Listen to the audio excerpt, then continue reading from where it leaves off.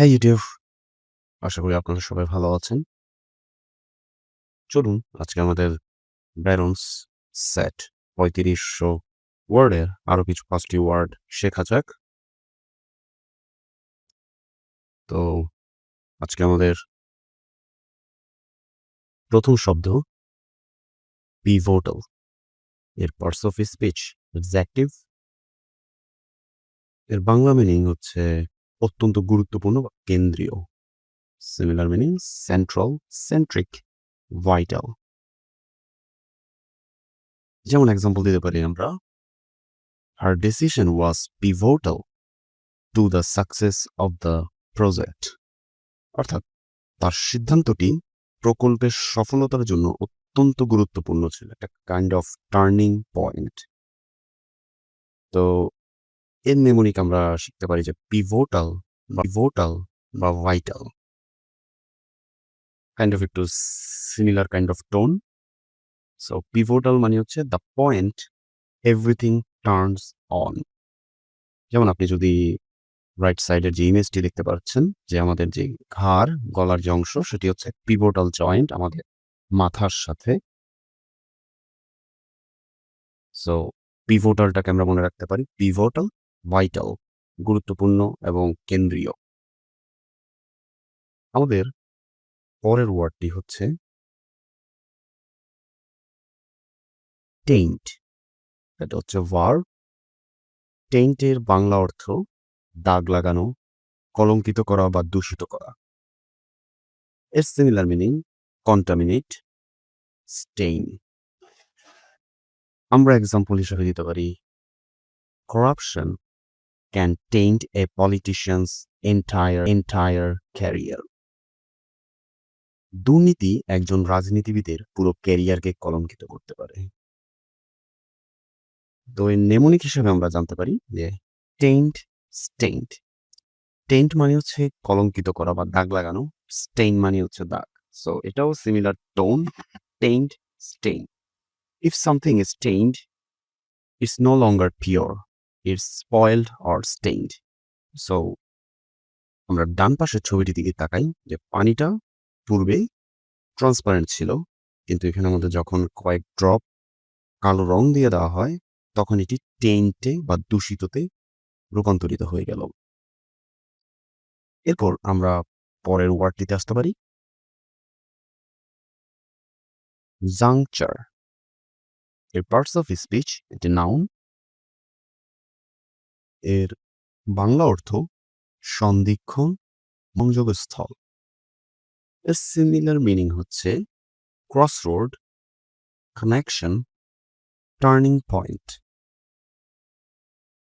Example হিসেবে আমরা দিতে পারি, at this critical juncture we must act wisely. এই গুরুত্বপূর্ণ সন্ধিক্ষণে আমাদের বিচক্ষণভাবে কাজ করতে হবে। So juncture equal to junction.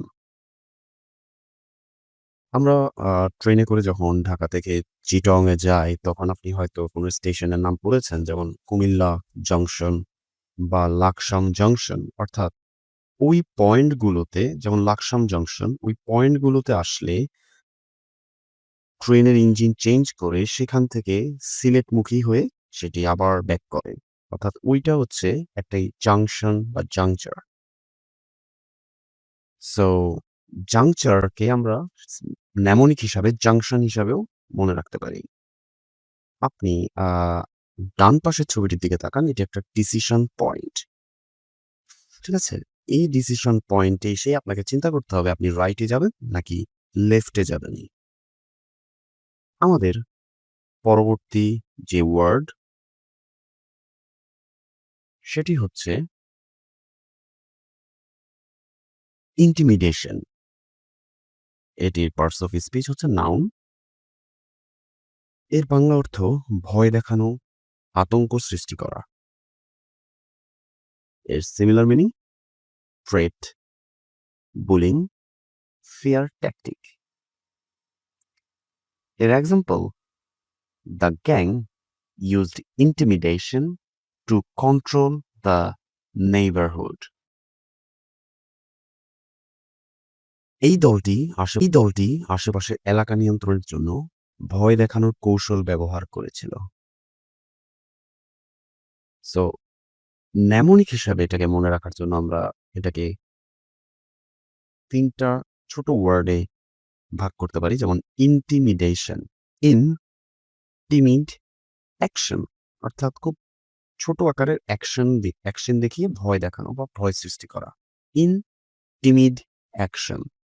To make someone timid on purpose.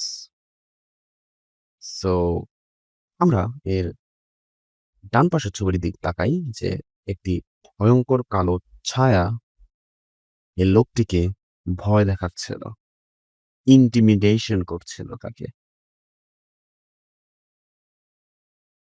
আমাদের আজকের শেষ ওয়ার্ডটি হচ্ছে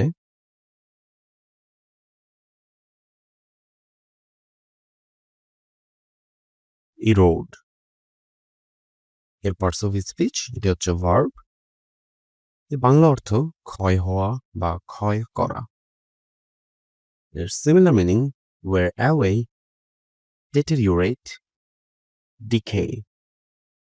Example: over time, water can erode even the hardest rock. সময়ের সাথে সাথে পানি এমনকি সবচেয়ে কঠিন পাথরকেও ক্ষয় করতে পারে। এর ন্যামোনিক হিসাবে আমরা মনে রাখতে পারি ইরোড মানে হচ্ছে earth plus road. Rain erodes the road. Erode মানে হচ্ছে আর্থ আমরা মাটি হিসাবে মনে রাখতে পারি এবং অথবা রোড অর্থাৎ ইরোড আর্থ এবং রোডকে ক্ষয় করে। Imagine rain slowly wearing away a muddy road. যেমন ডান পাশের ছবিটির দিকে তাকান আপনি, যে বৃষ্টি পড়ার কারণে স্লোলি যে মাটি সেটা ইরোড হয়ে নিচের দিকে নেমে যাচ্ছে। সো ইরোড মানে হচ্ছে ক্ষয় করা। এটা কি ক্ষয় করে? এটা আর্থ এবং আমাদের যে শহরে এলাকায় যে বৃষ্টিপাত হয় সেই যে রোডগুলো সেগুলোকে পর্যন্ত ক্ষয় করে ফেলে। সো এই হচ্ছে আজকে আমাদের ৫টি শব্দ। ওয়ার্ড স্মার্টে আপনাদেরকে স্বাগতম। যদি ওয়ার্ড শিখতে আপনাদের ন্যূনতম ভালো লেগে থাকে আমাদের চ্যানেলের থ্রুতে, আমাদেরকে কমেন্ট, লাইক, শেয়ার এবং সাবস্ক্রাইব করবেন। ধন্যবাদ।